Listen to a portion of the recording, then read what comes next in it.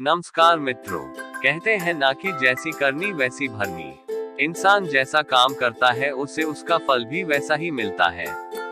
अगर आपने अच्छे कर्म किए होंगे तो आपको उसका अच्छा फल मिलेगा और आपने बुरे कर्म किए होंगे तो आपको उसका बुरा फल मिलेगा। अगर किसी के साथ कुछ बुरा होता है तो लोग कहते हैं कि इसने पिछले जन्म में जरूर कुछ बुरा किया होगा, इसलिए ही उसके साथ ऐसा बुरा हुआ। और अगर किसी के साथ कुछ अच्छा होता है तो लोग कहते हैं कि इसने पिछले जन्म में जरूर कुछ अच्छा काम किया होगा, इसलिए ही इसके साथ आज ये अच्छा हुआ।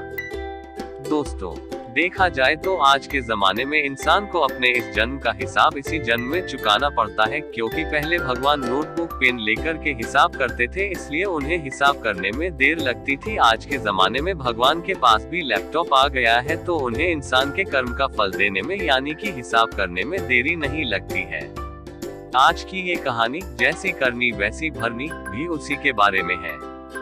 एक बार एक व्यक्ति को रास्ते में यमराज मिल जाते हैं। वो व्यक्ति उन्हें पहचान नहीं पाया। यमराज ने उस व्यक्ति से पीने के लिए पानी मांगा।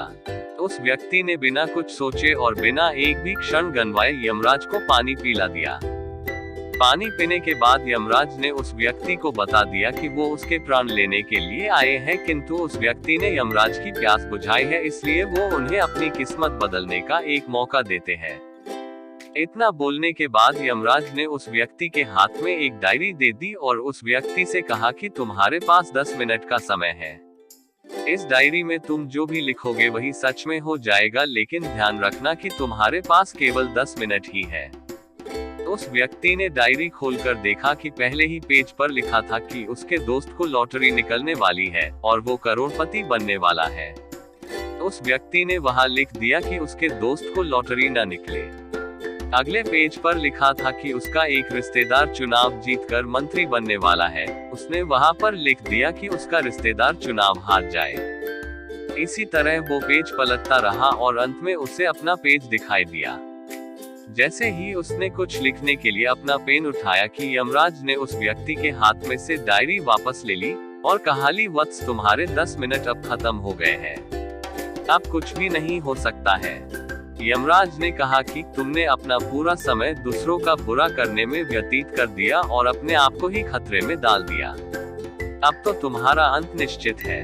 अब तुम्हें कोई नहीं बचा सकता, क्योंकि तुम अपने आप को ही नहीं बचा पाए।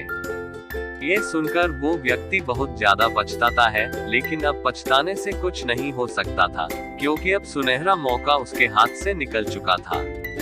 दोस्तों, अगर भगवान ने आपको कोई शक्ति दी है तो कभी किसी का बुरा न सोचे और ना ही किसी का बुरा करे। दूसरों का भला करने वाले सदा सुखी और दूसरों का बुरा करने वाले सदा दुखी रहते हैं।